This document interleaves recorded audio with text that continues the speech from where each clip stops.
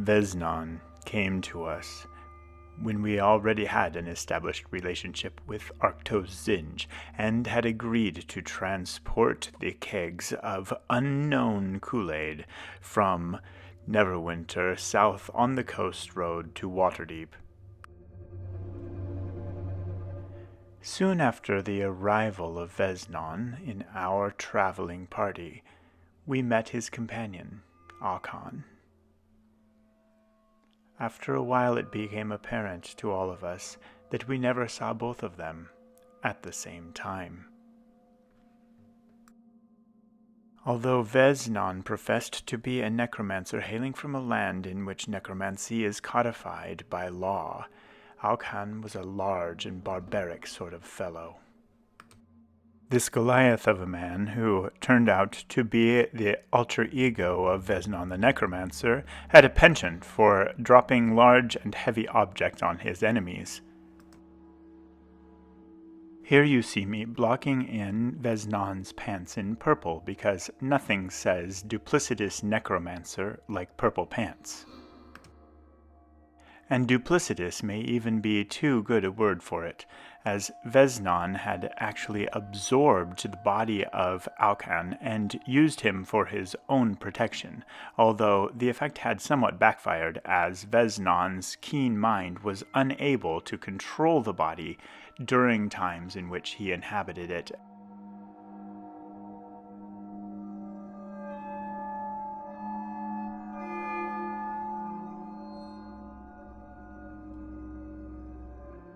It was unclear to all of us whether Veznon was really good, as he professed to be, and only dabbled in the necromantic arts because of their utility, or whether he was a villain in hiding. It wasn't until much later that we learned his true colors. When Veznon first came to us, he wore dark robes and was mysterious in physique, although obviously small. But for his miniature, I chose a warlock, partly because his character seemed to demand that he hold some artifact, perhaps even the Wand of Orcus, that would give him power over death. Veznon and Akan proved to be useful during a brief encounter with some bandit goblins who tried to steal our Kool-Aid.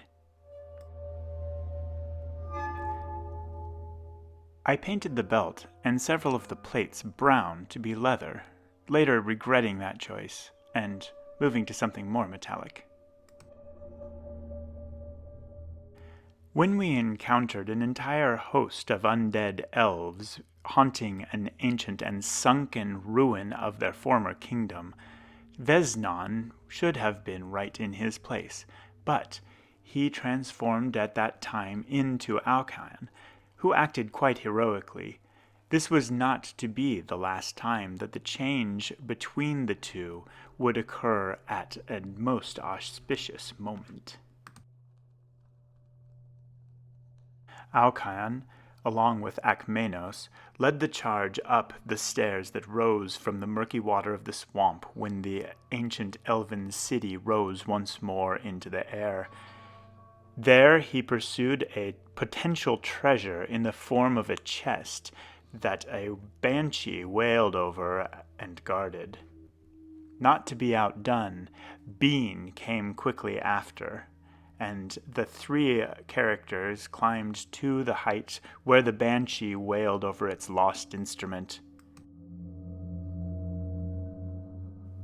Akan had the forethought to bring a rope and secure it from the great height so that Akmenos could escape with a powerful magic item, a mandolin, which would later come into the possession of Pyra.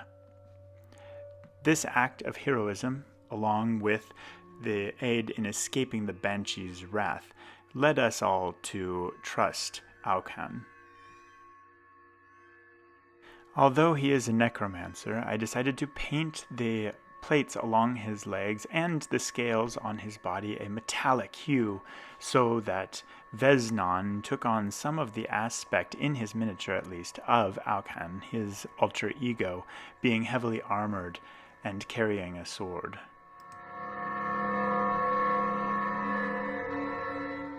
This brush is far too big to paint these little scales.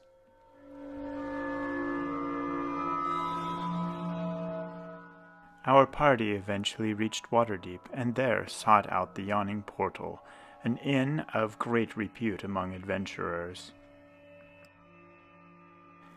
We had barely a chance to slake our thirst before a bar brawl broke out next to the Yawning Portal itself. Alcan took the moment to use his burly strength to hurl one of his adversaries bodily into the great chasm. By the time the town guard arrived, Alcan had transformed back into Veznon, and the town guard was unable to find the brute who had done the deed.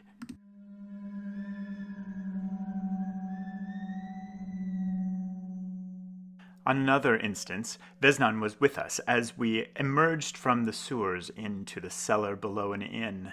One of the workers there, a dwarf, started to raise the alarm at our intrusion, and Veznon quickly killed him with a magic spell. The rest of the party was horrified, and we fled. Some of the members of our party wanted to take revenge on Veznon for his evil deed, but in that moment he transformed back into Alcan, and we did not find it in ourselves to visit the sins of the Necromancer on the body of the barbarian.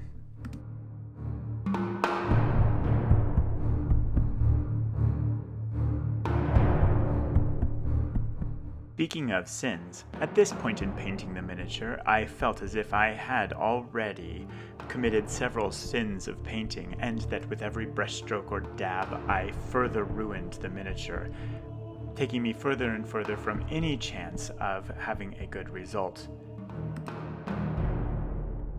To reach this point with every miniature, and it is a battle to continue to push through and not to either strip the paint off and reprime the miniature for starting over, or to set it aside and pick up some other project, or even to pause in my painting altogether.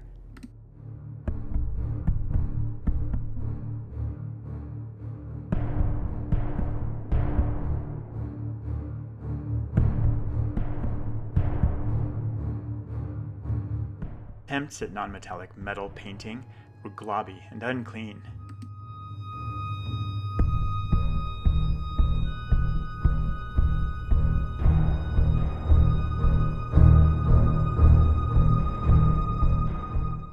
The scale of Veznon's armor became indistinct from each other as I painted too quickly, discouragement coming through the bristles of my brush.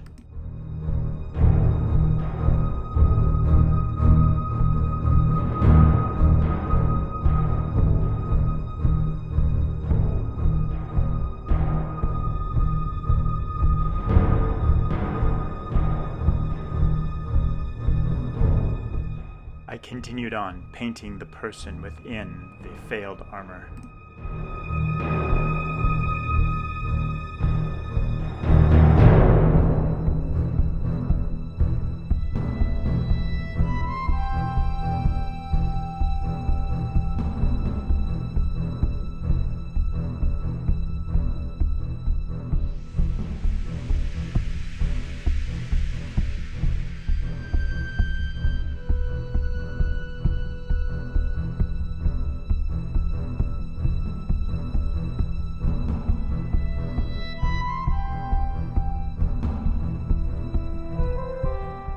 Painted his eyes, and he became more alien, which might fit the character of Veznon, but was not my intention.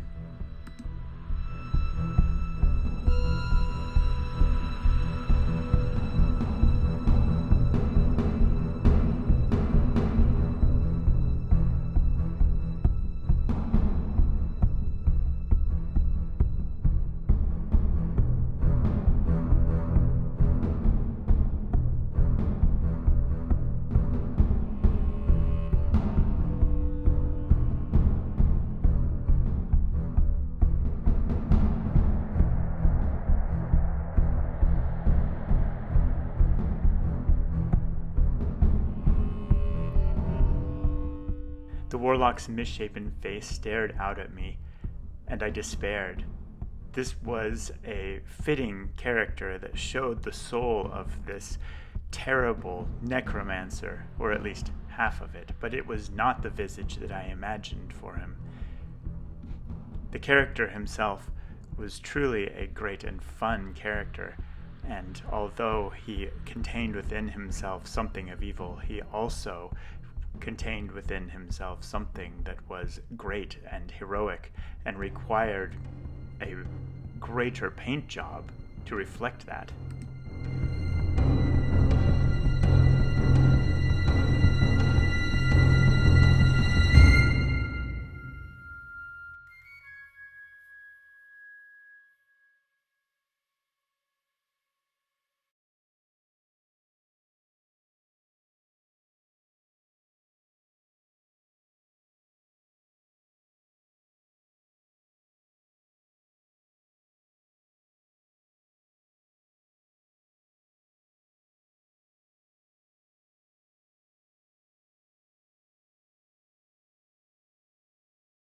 And while I painted the face, I found that I was on the uphill side of a deep valley of despair in my painting of this miniature. I realized that there was a character here that I could grab onto and would propel me through painting the rest of the miniature. I started to paint the beard, and the face really came together at that point.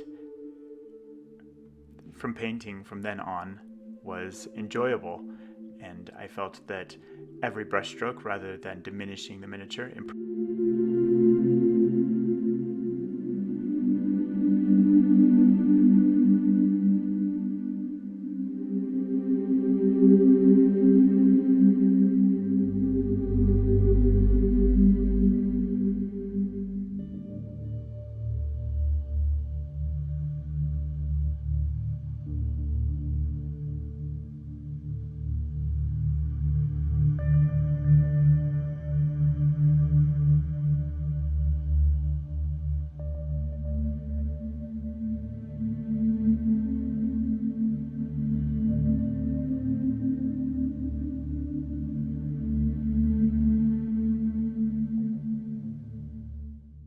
This, I think, is the main lesson that I learned while painting this miniature, and it is the same lesson that we learned from Veznon as he adventured with our party. And that is this: the middle of the adventure is not where the character proves its worth. Although that part of the adventure is important for setting up the end of the adventure, just as that part of the painting is important for setting up the end of the painting, it does not tell the whole story. Our final encounter with this group before we departed each other's company was one in which we met an illithid, a mind flayer. The mind flayer tried to destroy us all and then to flee, and Veznon was one of the most instrumental characters in figuring out how to deal with this great menace, and due in part to his valor, we survived.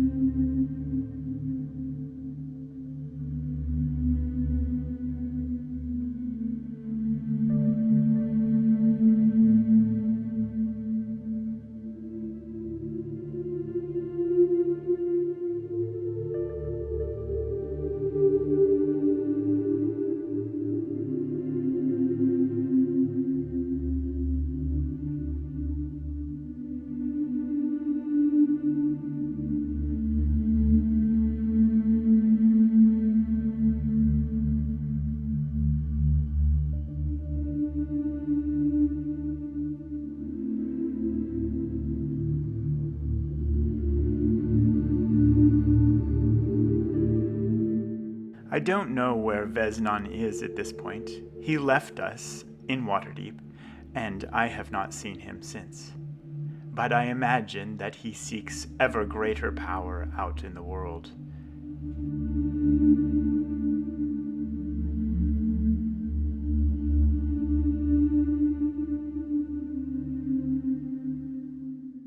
Buoyed by the strength and resilience of his alter ego, Alcan, the great barbarian, he is out there somewhere, perhaps seeking the Wand of Orcus or some other great instrument of strength.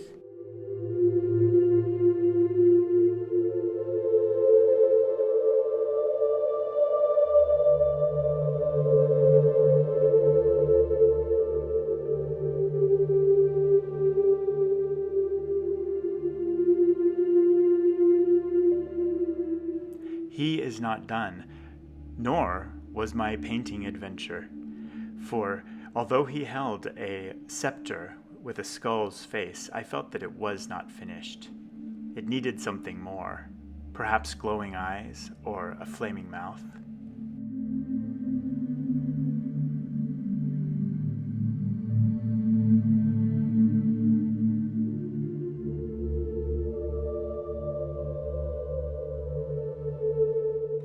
I painted the bone in my usual manner with a light tan color and then some deep tone wash.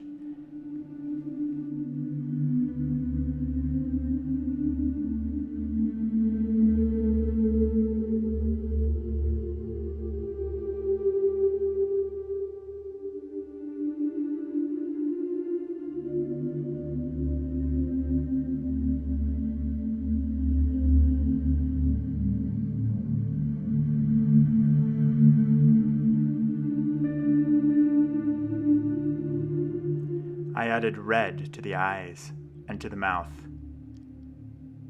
with the intention of making the skull seem to glow with a magical power, perhaps a hellish fire. It didn't turn out the way that I wished it to.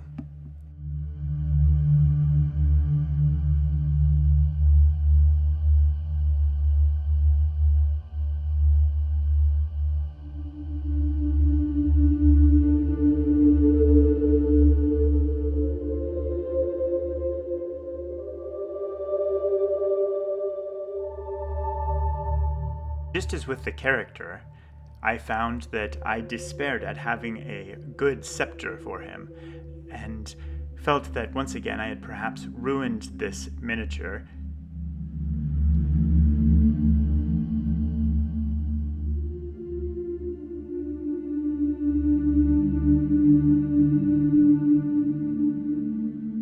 But I kept working and adjusting, and ended up finding a solution that made me happy.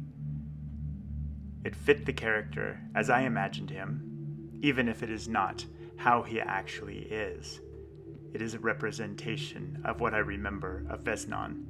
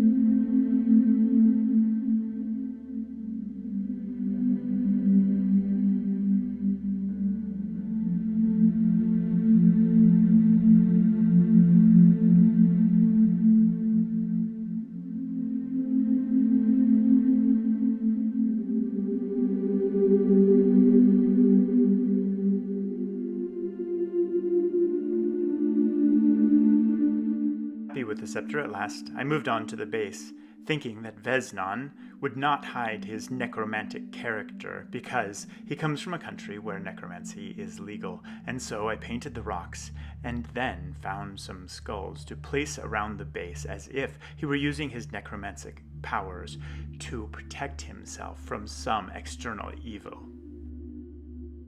Perhaps in this future, he has even decided that having Alcan as an alter ego that he cannot fully control is not worthwhile, and so in this moment, he is trying to rid himself of the Goliath barbarian.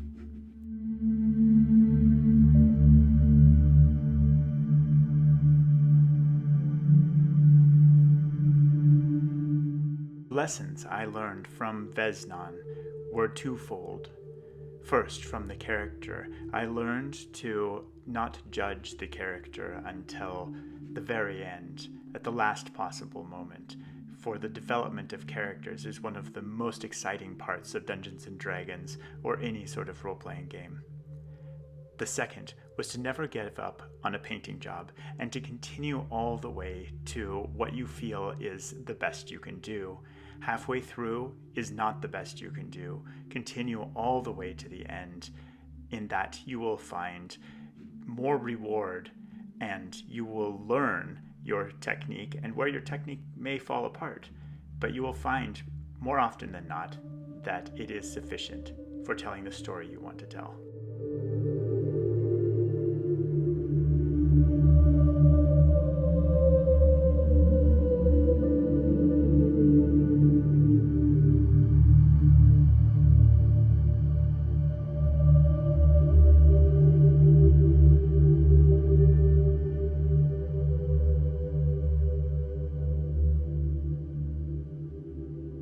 And so we have Veznon, with his alter ego Alcan, perhaps the least likely of the Knights of Honesty, but one of them to be sure.